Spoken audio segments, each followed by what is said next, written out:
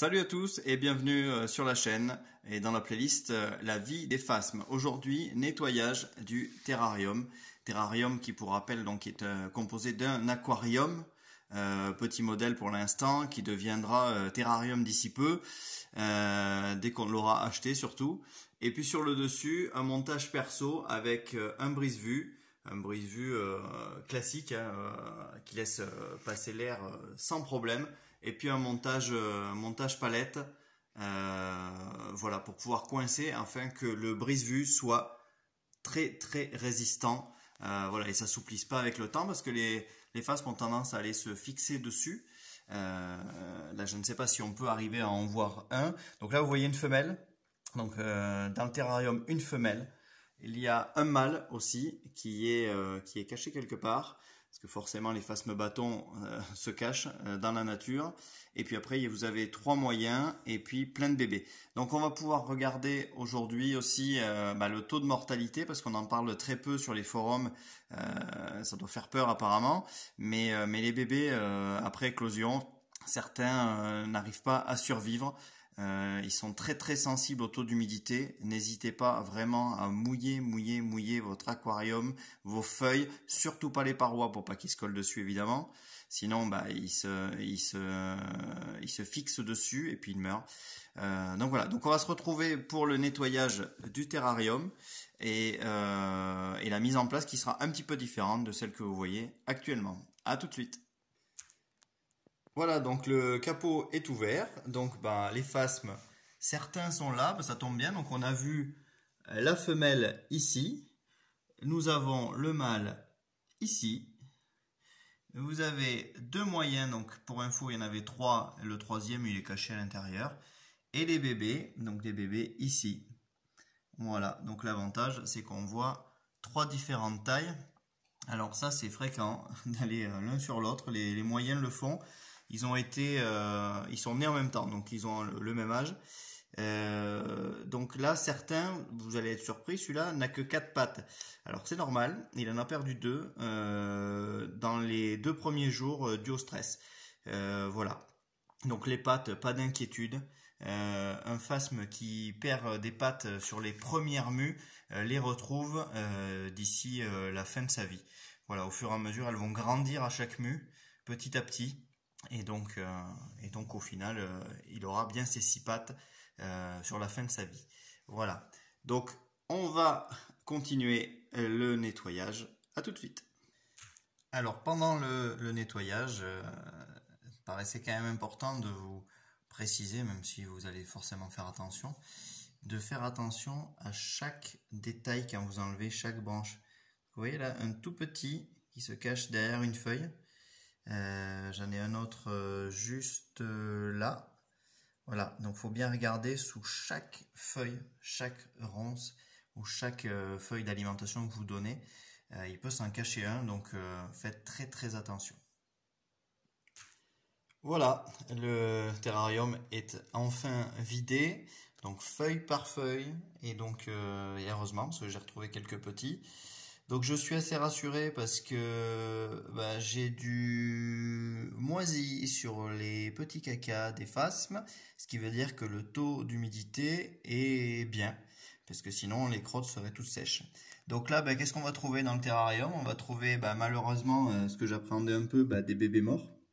Voilà, donc là, nous avons un petit qui est tout séché au fond. Nous avons donc ici, on peut bien le voir, des œufs. Donc vous avez 2 œufs au milieu de crottes.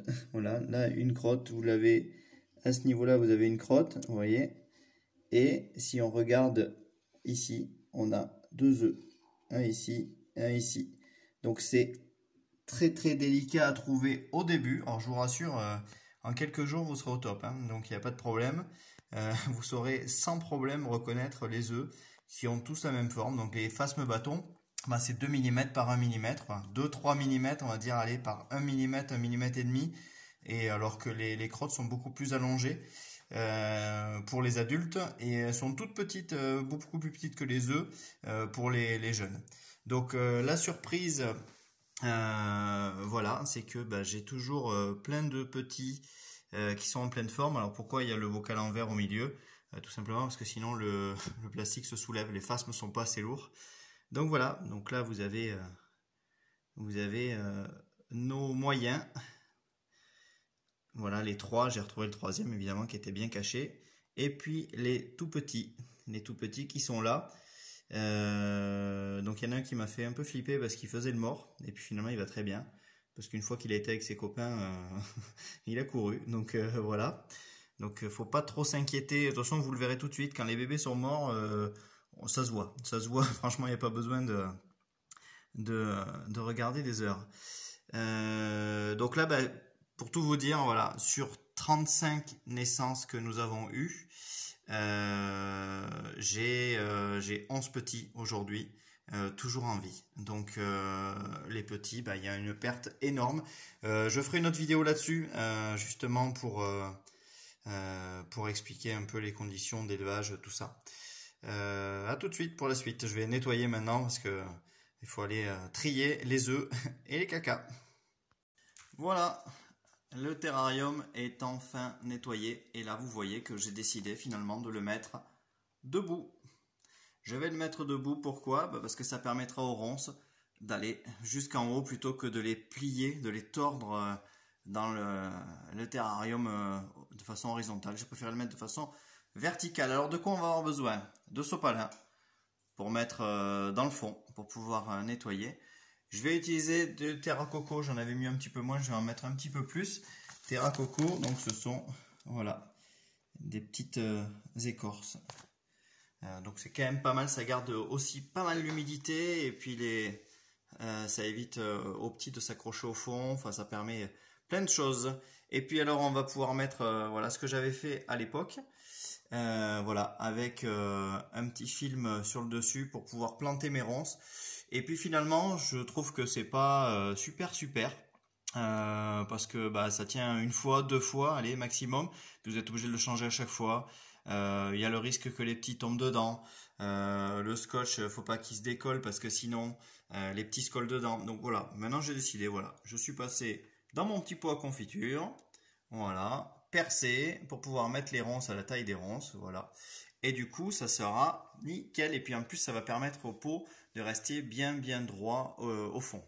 Voilà. Allez, petit montage de tout ça. Et puis je vous montre. Nous voilà maintenant avec le terrarium refait. Avec de la nourriture toute fraîche. Voilà. Ils vont pouvoir aller se régaler. Donc ils sont pas encore dedans hein, pour l'instant. J'ai humidifié, j'ai lavé énormément, j'ai humidifié les branches. J'en ai utilisé quelques-unes, d'ailleurs ça peut se voir ici, qui avaient été changées très récemment. Et du coup j'ai préféré leur laisser une petite zone qu'ils connaissaient. Donc ça a été rincé, mais l'odeur est quand même là. Enfin, je ne doute pas de leurs compétences en cette matière. Donc vous voyez, ouais, j'ai toujours mes petits bouts de bois. Voilà, j'essaie de leur mettre... une petite aire de jeu quand même, que ça puisse se promener, mais il me tarde vraiment d'avoir le gros terrarium pour qu'il soit à l'aise. Donc je vais d'abord rentrer les gros, je vais attendre un peu que l'humidité sur les parois s'en aille pour pouvoir rentrer les petits. Donc voilà, donc toujours le pulvé à portée de main, ça coûte rien, ça coûte 2 €. Là c'était chez une grande enseigne de bricolage, 2 € au rayon jardin, ça coûte rien et ça permet de pulvériser les petits. Et donc voilà, donc la nouvelle installation avec ma petite cale qu'il a fallu que je découpe pour pouvoir remettre mon cadre sans avoir à modifier tout le cadre. Donc ça va venir devant, tout simplement. Donc il y a un sens. Hop, je vous le fais en direct. Voilà. Et là, c'est fermé. Voilà, on se retrouve dès que j'ai mis les phasmes dedans. Et à tout de suite. Voilà, on arrive vers la fin de cette vidéo. Tout le monde a repris à peu près sa place, à part un petit fugitif juste là. Mais ça c'est normal, c'est le mâle. Et moi les mâles, ce que j'ai constaté, c'est qu'ils étaient beaucoup plus vifs que les femelles. Donc voilà, donc rien d'exceptionnel. Il ne va pas non plus partir à l'autre bout de la maison, il n'y a pas de problème. Les moyens ont pris possession et alors rapidement, ils ont énormément aimé cette position en hauteur. Ils ont tout de suite grimpé. D'ailleurs la grande, je ne sais pas où elle est, si elle est là-bas derrière. Voilà, elle est tout de suite montée. Alors là, aucun problème. Bon, d'habitude, il arrivait toujours à se sauver, Mais c'est vrai qu'il a mis un peu plus de temps à se sauver le mâle par contre cette fois-ci. Donc c'est beaucoup plus pratique pour aller les déposer et on a le temps de refermer, ce qui n'est pas toujours le cas. Et donc les petits, il faut que je surveille en fermant parce que là j'en ai un qui voudrait s'en aller. Donc voilà, donc là il teste un peu ce qu'il trouve. Je sais pas ce qu'il nous fait là. Il est en train de faire un petit peu de gym. Bon, pourquoi pas. Pourquoi pas. Alors bilan des œufs. Bilan des œufs, voilà. Donc là on est sur un des 2 incubateurs fait maison. Donc cette fois-ci, donc voilà, vous voyez, du 10 au 18 juin, j'en ai eu 27. Alors il faut savoir que j'ai perdu une femelle entre deux, j'avais 2 femelles. Donc j'ai moins 2. Voilà, et si on regarde de l'autre côté, vous voyez, 27 au 30 mai, j'en avais eu 39 donc en 4 jours. Et là, du 31 mai au 9 juin, donc 69. Donc voilà, donc je préfère faire des cases comme ça, ce qui me permettra de savoir à peu près quand les premiers œufs vont arriver à éclore. Et donc là, il me reste une case de vide, à peu près toutes les semaines de toute façon. Et là, on est sur le restant des œufs. Donc on voit qu'il y a plein de bouchons qui ont sauté, ben, ça c'est les naissances. Donc ça c'est les œufs qui sont prêts à venir, mais ça s'est énormément calmé, c'est des œufs qui ont 3 mois. Donc je referai le test, et vous pourrez le voir dans une prochaine vidéo. Le test du verre d'eau, vous mettez les œufs dedans. Et forcément, bah, si ça coule, c'est que les œufs sont encore bons. Si ça reste en surface, c'est que les œufs sont morts. Voilà, donc on aura l'occasion d'en reparler dans une autre vidéo. Je vous laisse pour cette journée. Je vous souhaite qu'elle soit bonne et je vous dis à bientôt, les amis. Au revoir.